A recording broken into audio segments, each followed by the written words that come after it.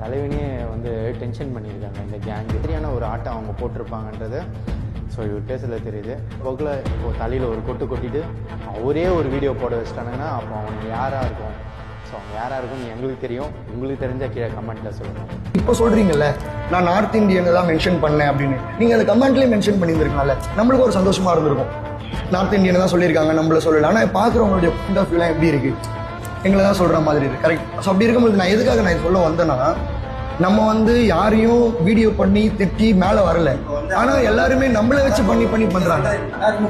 இல்லை bro, remove இல்லை pros. நான் தப்பு. நான் மீட் பண்ணது எதுக்காக தெரியுமா? மீட் பண்ணேன், நேரில் போயிட்டு ஃபஸ்ட்டு பார்க்கலாம் அவங்க என்ன பாயிண்ட் ஆஃப் வியூவில் நம்ம நினச்சிட்டு இருக்காங்கன்னு தெரியணும். இப்போ நான் நேரில் வந்ததும் நீங்கள் வந்து இல்லை ஒரு எக்ஸாம்பிளுக்கு இல்லை ப்ரோ நான் உங்களை தான் மென்ஷன் பண்ணேன், நான் வந்து நிறைய இடத்துல கேள்விப்பட்ட உங்களை தான் மென்ஷன் பண்ணேன் அப்படின்னு நீங்கள் சொல்லியிருந்தீங்கன்னு வச்சுக்கோங்களேன்.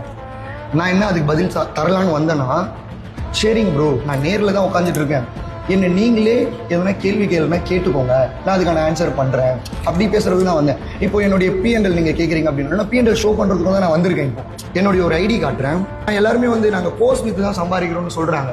இதை பாருங்கள், ரியல் அக்கௌண்ட் தான், நீங்களே கூட பார்த்துக்கோங்க. 1 month தான் என்னுடைய பிஎன்எல் ரிப்போர்ட்டு எவ்வளோ டாலர் டெபாசிட் பண்ணியிருக்கோம். இந்த ட்ரேடை நான் வந்து இன்னைக்கு $300 எப்படி பண்ணேன் ப்ராஃபிட்டை பார்க்கலாம் அப்படின்னு சொல்லி வீடியோ பட்டுருவோம் தெரியும். ஒரு சினாரியோ, இந்த ஒரு ட்ரேட் எக்ஸிக்யூஷனை நான் ஆர்டர் ஃப்ளோவில் எப்படி ட்ரேட் எடுப்பேன் அப்படின்னு சொல்லி எனக்கு வீடியோ போட்டிருக்க தெரியும். இது மூலியமா எனக்கு ஃபாலோவர்ஸ் வருவாங்க, கிளாஸ் ஜாயின் பண்ணுவாங்க, என்னோட நடக்கலாம். ஃபேக்ட் தானே ப்ரோ இது. ஸோ அப்போது அந்த மாதிரி பண்ணி பீப்பிளை வர வைக்கணும்னு நாங்கள் நினைக்கல. ஏன்னா ட்ரேடிங்ன்றது ரிஸ்க்கு, உங்களுக்கே தெரியாது, நம்மளுக்கு தெரியாது ஒன்று. நாங்கள் என்ன பண்ணுறோம்னா, நான் சொல்லித்தர ஸ்டூடெண்ட்ஸ் ப்ராஃபிட்டபிளாக இருக்காங்களா இல்லையான்னு தான் நான் போட்டுட்டு இருக்கேன். சொல்லித்தர ஸ்ட்ராட்டஜி ஒர்க் ஆகுதா இல்லையா. வந்து 14 ஆஃப்லைன் கிளாஸ் நடத்துறேன். இன்னி தான் 14 ஆஃப்லைன் முடிச்சுட்டு உங்களை டேரெக்டாக பார்க்க வரேன். ஒரே ஒரு ஆஃப்லைனில் கூட நான் சொன்ன ஸ்ட்ராட்டஜி ஒர்க் அவுட் ஆகலை அப்படின்னா ஃபேக்டாக யூஸுங்க.